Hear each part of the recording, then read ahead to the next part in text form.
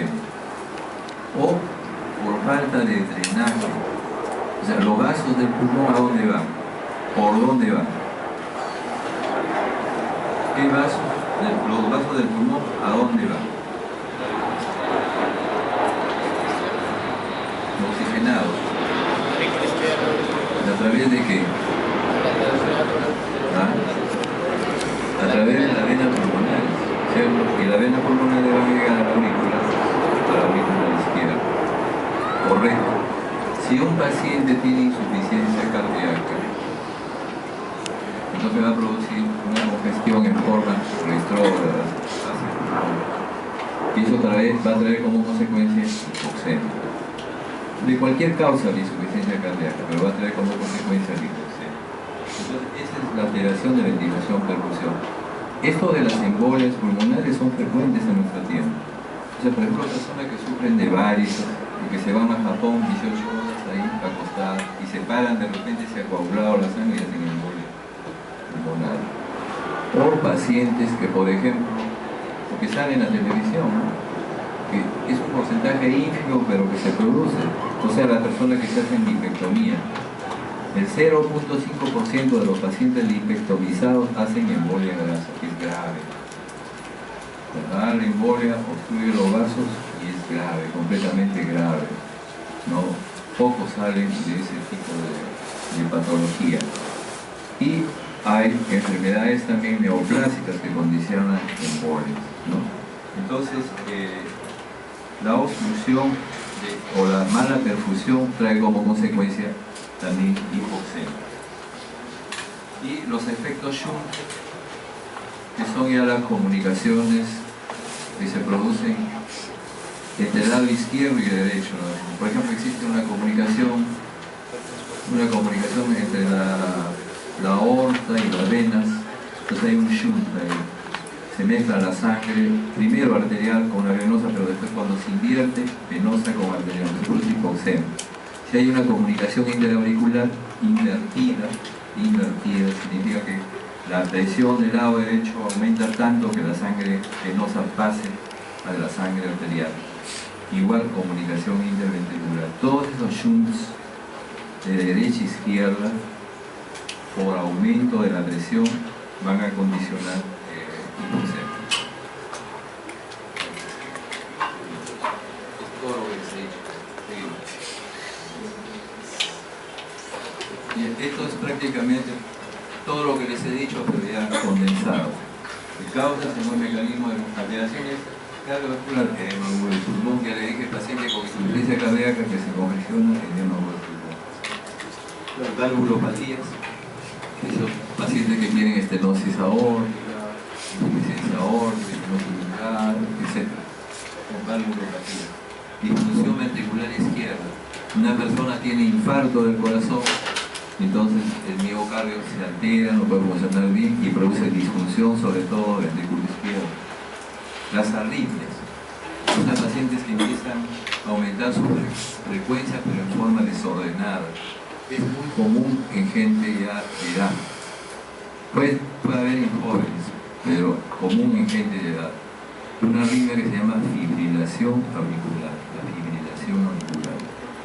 Esto condiciona insuficiencia cardíaca y condiciona hipoxemia. Y sobrecarga de volumen. O sea, un interno descuidado que viene a dormir a las clases teóricas y prácticas y que no aprende, llega un viejito y lo encharca en vez de escuchar agua y lógicamente lo hace entrar en insuficiencia cardíaca. Le produce una sobrecarga de volumen. Vamos a seguir.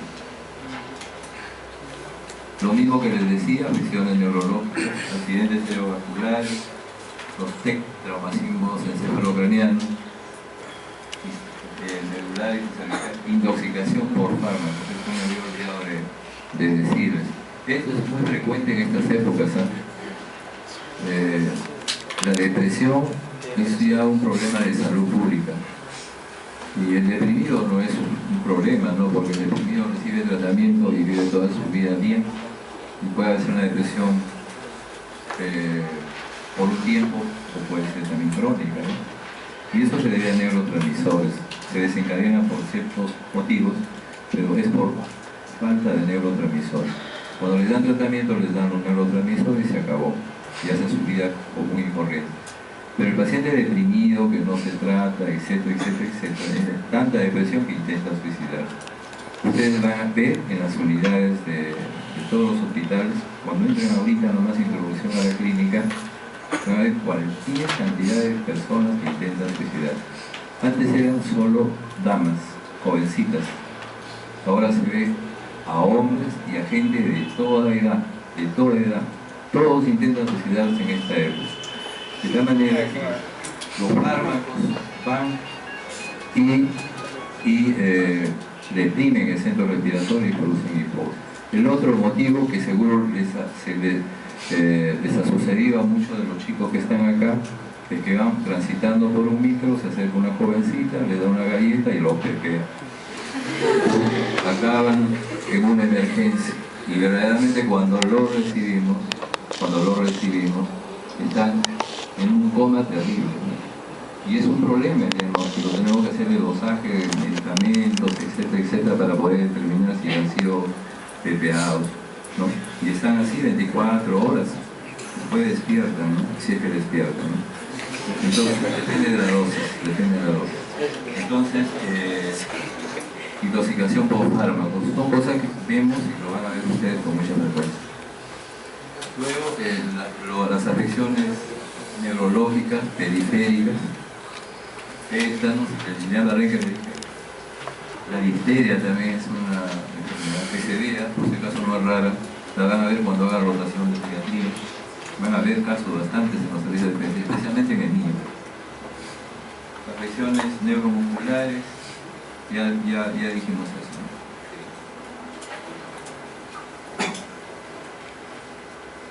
Luego, alteraciones de las estructuras torácicas. Ya les dije, traumatismo torácico, neumotórax. ¿Saben lo que es un neumotórax o no? Porque realmente les hablamos en difícil. ¿Alguien sabe qué es un neumotórax? No, porque parece un puente ovejuna, todo el mundo murmura. Sí, a ver. Sí. Tórax, entre la capa visceral y parietal hay un espacio virtual, el cual se llena de líquido. Pero no digan no, pues alguien levanta la mano y dice no estoy de acuerdo. O sea, no sé, no estoy de acuerdo pues con el señor ha levantado la mano, ha tenido la valentía de decirlo. Puede estar equivocado o no, no me interesa, pero lo dice. Bueno, entonces hay dos cosas, ¿no? Cuando hay agua, líquido en la pleura se llama derrame pleural. Y cuando hay aire en esa cavidad que dice el alumno, se llama neumotórax. O sea, la presencia de aire. Nosotros vemos bastante neumotórax en los hospitales y generalmente lo vemos en jóvenes que tienen bulas subpleurales, nacen con bulas subpleurales, es congénito. Se rompe la bula, hacen el neumotórax y entran en insuficiencia respiratoria y en hipoxemia.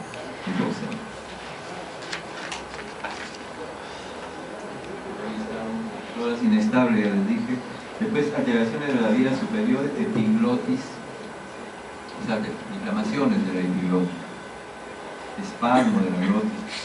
Ahí se ve en una enfermedad que se llama edema angioneurótico. O sea, ustedes van a un centro de salud, están en su CERU, ¿cómo le aplican una inyección a un paciente? Entra en edema angioneurótico. Oh, me muero. Entra en insuficiencia respiratoria y hipoxemia este paciente. Ustedes no saben qué es. ¿No? Generalmente se le colocan corticoides, vitaminas, nada. ¿No? Y esos pacientes lo que hay que actuar es poniendo la adrenalina. Y a veces cuando están chocados, la adrenalina no entra al corazón, le aplican de frente al corazón. Y esos pacientes solo así se salvan, porque solo la adrenalina tiene efecto sobre el edema angioneurótico. Es necesario que lo sepan. Bueno, luego cuerpos extraños, un niño pasa un cuerpo extraño, se obstruye, ya hace disnea, hace insuficiencia respiratoria y hipoxemia. Pacientes que sangran, que hacen hemotisis, eso creo que han hecho clase de hemotisis o no, no todavía, ya, van a hacerlo. porque ahí van a hacer la diferenciación entre hematemesis y hemoptisis. La hemoptisis es sangrado del aparato respiratorio. El paciente pierde sangre en el aparato respiratorio. Nosotros vemos muy frecuente, lo vemos por tuberculosis, pero más por bronquiectasia. Pero los pacientes que tienen bronquiectasias, que son unas dilataciones de los bronquios, hacen sangrado. Eso es lo que hacen con más frecuencia. Después ya viene la tuberculosis, después viene el cáncer del pulmón.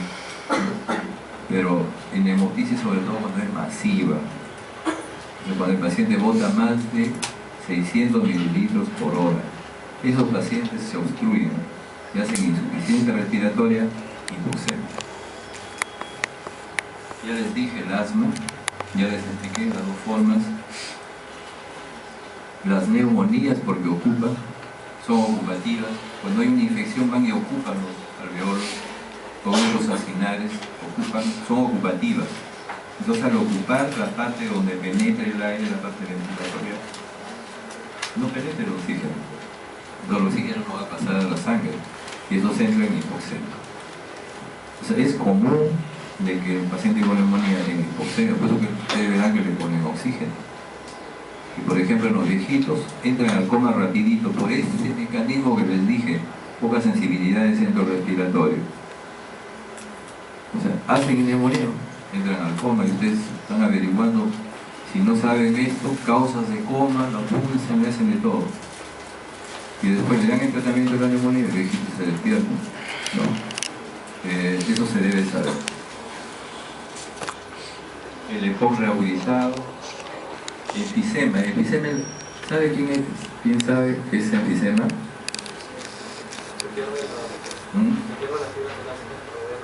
Se pierden, se destruyen. Destrucción de las fibras elásticas del pulmón. Entonces, ¿qué sucede? Es algo parecido al asma. Es como una obstrucción. En el enfisema se pierde la elasticidad. Entonces, cuando penetra el aire hacia el pulmón, penetra el aire, muy bien penetra el aire, pero se queda el aire. El paciente no puede eliminar porque no tiene elasticidad su pulmón. Entonces, trata el pulmón de eliminar todo lo que ha penetrado, pero no puede. Entonces retiene aire. Y estos pacientes por eso entran en hipoxemia, porque no pueden eliminar todo. La atelectasia, ¿quién sabe qué es atelectasia? Porque ahí todas las palabras de repente son difíciles, ustedes lo ven ahí, lo escriben, pero no saben. No sabe. Sí, acá la delegada dice que es una especie de colapso, ¿sí? Pero realmente algunos neumólogos lo explican como colapso. No hay un lápiz, algo, es lo que se estaría haciendo la... A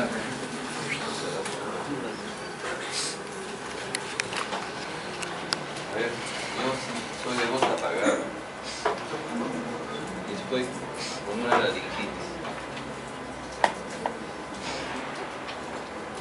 Miren, este es el pulmón, mucomal. Este es el bronco. Este es el bronco. Entonces, si el paciente tiene, por ejemplo, cáncer, un tumor acá, entonces el aire no puede penetrar acá y este pulmón, el aire se reabsorbe. ¿Por qué? Por este motivo. ¿Ven o no ven? ¿Ven? Estos son los grupos acinarios que le decía. Estos grupos acinarios tienen alveolos. Estos alveolos tienen canales de Lambert y tienen poros de Kohn. A través de eso el aire puede ir de un grupo acinar al otro. Pero ¿qué va a suceder? ¿Qué va a suceder cuando hay esto? Entonces no entra el aire. Entonces el aire se empieza a reabsorber así en esta forma, y esto se atelectasia, como que se colapsa, como dice la alumna, porque el colapso es más o menos así. Si un paciente acá tiene sus dos hojas pleurales, como decía el alumno, y acá hay un derrame, este derrame comprime al parénquima pulmonar, así lo comprime, porque hace como una especie de colapso, o sea, lo colapsa. tejido pulmonar. Es algo parecido, ¿no? Muchos neumólogos dicen que es lo mismo, ¿no? Dicen que es lo mismo, pero es una reabsorción la atelectasia. Entonces, cuando hay atelectasia, pues no se airea también bien el pulmón, que el paciente entre en hipoxemia. Luego los pacientes con contusión, traumatismo, el síndrome de distrés respiratorio del adulto, que es una enfermedad alveolar que se presenta como evento, como de final de patologías que son de fondo, son muchísimas, son páginas. El edema pulmonar que ya le dije, el tromboembolismo pulmonar que también les expliqué.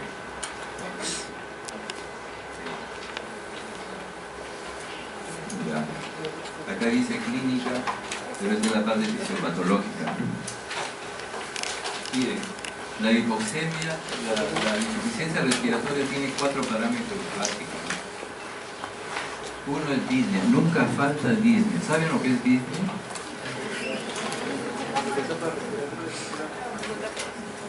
Ya, acá me dicen que es la dificultad para respirar cuando uno hace esfuerzo. A ver, ¿quién me define algo adicional? ¿La ven? Porque están durmiendo. Porque los que están durmiendo están en disnea.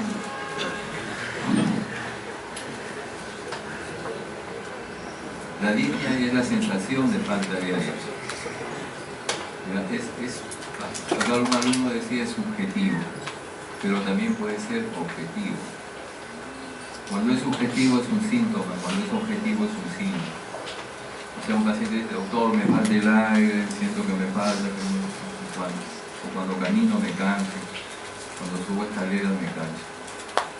Pero cuando yo veo que aumenta su frecuencia, cuando veo que se altera el ritmo, cuando veo que no respira bien, ya sea objetiva, ¿no?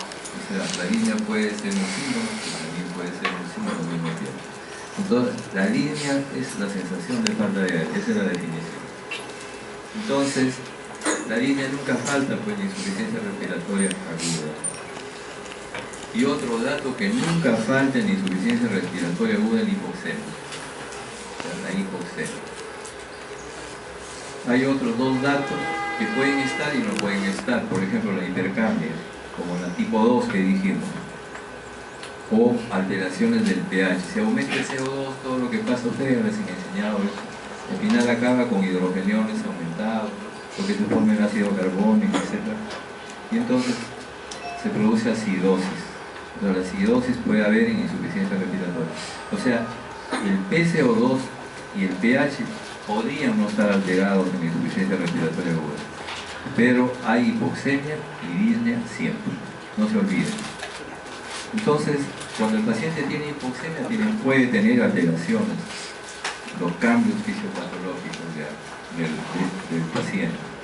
O sea, el oxígeno al ir al cerebro, el cerebro, ustedes saben que necesita una cantidad de oxígeno, al no llegar produce todas las alteraciones de conciencia de acuerdo al grado de hipoxemia que tenga el paciente. Si las hipoxemias son leves, hay cierto trastorno de conciencia, pero cuando son severas van al coma. Ya les di el ejemplo del adulto mayor que hace una neumonía y que entra en coma rapidito.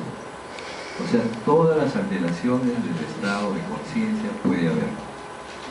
Las hipoxemias leves pueden subir la presión. Si algunos de ustedes de repente, que tienen antecedentes de hipertensión van a la altura, podría ser que le suba la presión y no es patológico. Baja y se normaliza la presión. Pero las hipoxemias leves suben la presión, no se olviden. Las hipoxemias severas producen shock, todo lo contrario. La producen shock. Las hipoxemias leves producen taquicardia. Las hipoxemias severas producen bradicardia. Producen arritmias cardíacas. Entonces, todos esos cambios pueden producir la hipoxemia.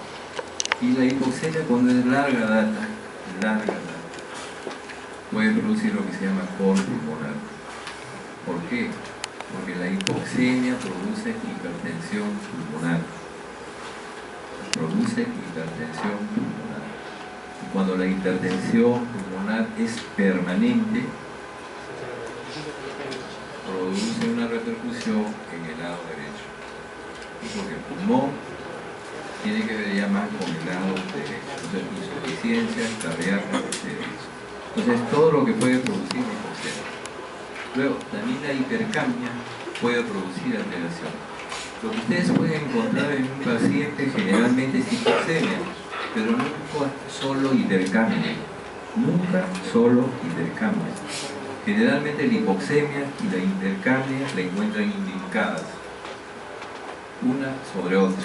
Pero yo les voy a dar, por fines académicos, lo que puede producir solamente el aumento de CO2. ¿Cierto?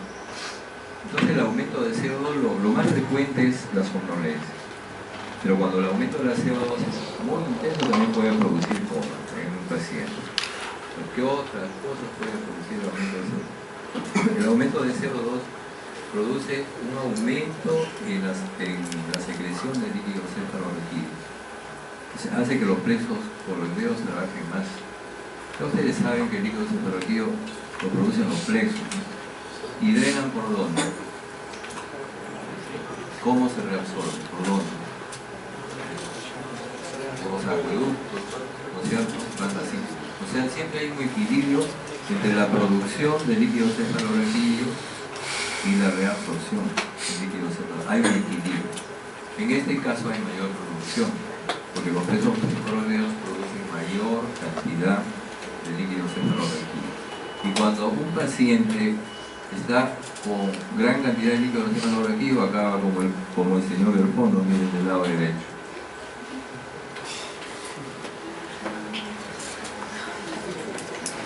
Así acaba. Aumenta. ¿Qué sucede cuando se produce mayor cantidad de líquido cefalorraquídeo? ¿Ah? Aumenta la presión del líquido cefalorraquídeo y se produce hipertensión endocraniana. Alguien me podría decir, de repente por ahí leyó por algún sitio, en fisiología de repente también, ¿qué produce la hipertensión endocraniana? Ya no les puedo exigir más. Pero si es que alguien me dice cómo son los vómitos, dirán 20 para el capítulo de fisiopatología. ¿Ah? Vómitos explosivos. Correcto, vómitos explosivos. A veces no lo saben los alumnos de quinto, sexto, séptimo. Entonces, vómitos explosivos. Es bien importante porque el vómito explosivo nos dice que es central. No hay vómito explosivo de otro sitio del cuerpo, solamente central. Y se produce porque aumenta la presión del líquido cefalorraquídeo. Nunca hay arcada, nunca hay náusea. La náusea, la arcada es aparato digestivo. ¿Qué otro dato podría haber en hipertensión endocraniana? ¿Qué otro dato? Yo estoy viendo que los que están parados piensan mejor. La próxima clase todos van a estar parados. ¿Ah? Hipertensión endocraniana, ¿qué otra cosa podría producir? Puede producir edema de papila. Edema de papila. Vómitos explosivos. Así, sí.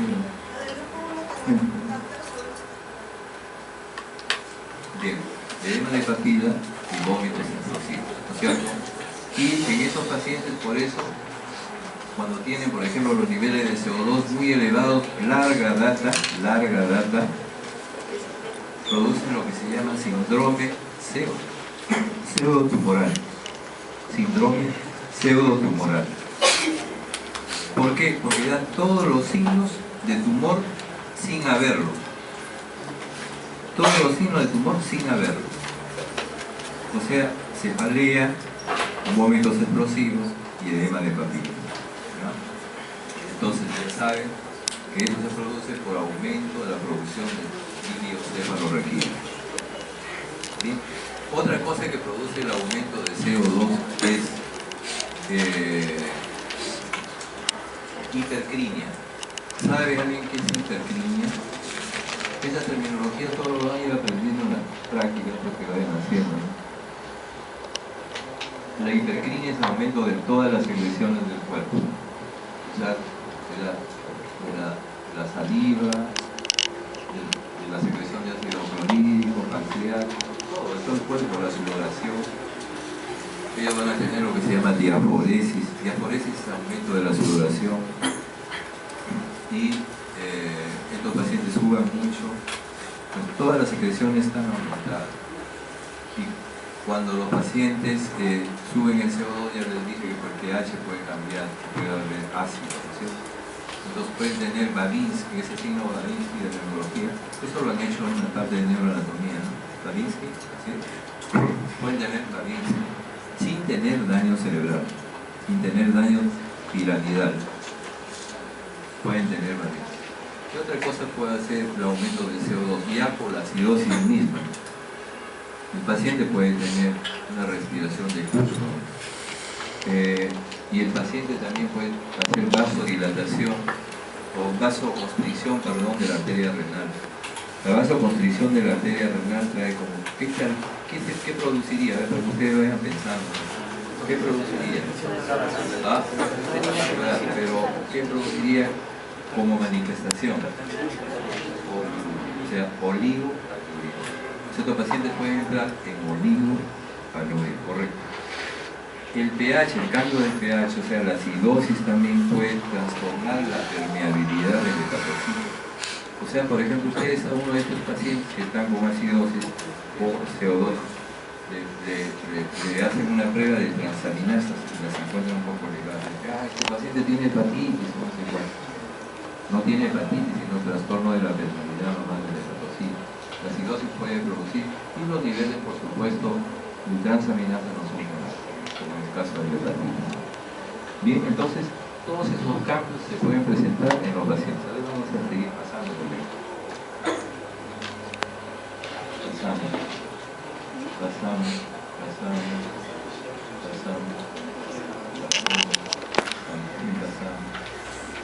Ya, esto es lo que decía la gasometría. Con esto acabamos. ¿Vale? Con esto acabamos. Bien. Miren, eso es para que cojan ahí todos los valores normales. ¿Cuánto es el valor normal del pH, del CO2, del bicarbonato, del PaO2 y de la saturación de oxígeno, valor normal, mayor del 98%, a nivel de mar? ¿Ah? Ese es de base. Eso no, ahorita no. No, eso no es de saturación de oxígeno, PaO2. Vamos a pasar así. Ya, ahora sí, miren, esto es interesante.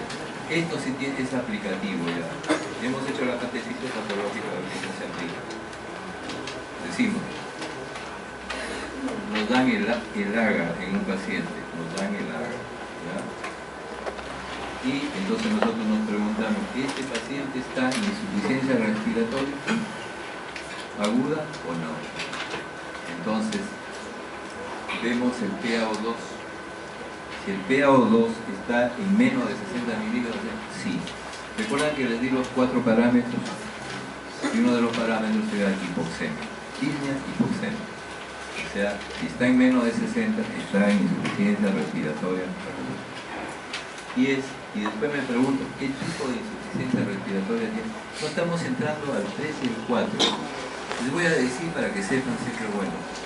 El 3 es perioperatorio, es un paciente que va a una operación y entra en insuficiencia respiratoria. Y el número 4 es el que hace falla multisistémica, o sea, que además de la insuficiencia respiratoria tiene falla renal, falla hepática, etcétera, etcétera. ¿No? Esos pacientes generalmente están en sepsis, en shock séptico. Bueno, vamos a eso. Entonces, ya tenemos lo primero y dice, ¿qué tipo de ira tiene el paciente? ¿Es tipo 1 o tipo 2? Si los niveles de CO2, recuerdan que les dije, están normales o disminuidos, como en el caso del acceso del asma, pero los niveles del PO2 están disminuidos, es tipo 1, o sea, oxígeno bajo con PCO2 normal o disminuido, ¿cierto? Y luego, si el PCO2 está aumentado más de 50 milímetros, es tipo